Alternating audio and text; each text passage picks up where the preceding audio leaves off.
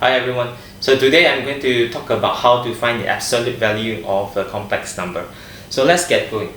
So here, if you write your complex number in terms of a rectangular form, and you will have something like this, which is z. In this case, z is a complex number equals to x plus iy. And here, when you find the absolute value of z, you will write it like this: absolute of z, which is equals to the modulus of z. And this is simply taking x squared plus y squared, and you take the square root. So if you remember, from this form is actually the radius of the complex number on the complex plane. So I have shown you on the left hand side here complex plane made out of the x and y axis, and here I have picked a complex number which is z equals to x1 plus iy1. So on the plane it is over here. So this is going to be x1, and over here this is y1. And here, if you look at the radius of this is going to be equals to a square root of x1 squared plus y1 squared. So you will see that this form and this form is basically the same. That it means when you find the absolute value of the complex number, you're actually looking at the radius in the complex plane. But now when you look at this form, you can actually get this form through another way. That is, if you multiply the complex number by its complex conjugate, and here you start with z equals to x plus iy. So the conjugate, it means you are just changing the sign of the imaginary part. So here you have x minus iy.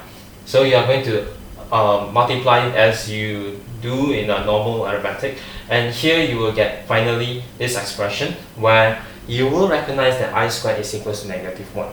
So therefore this expression is going to simplify to x squared plus y squared. And this leads us to an important point where when you're looking at the absolute value of a complex number, you will get this by taking the square root of x squared plus y squared, and this is also equivalent to taking the square root of z, which is a complex number, and its complex conjugate.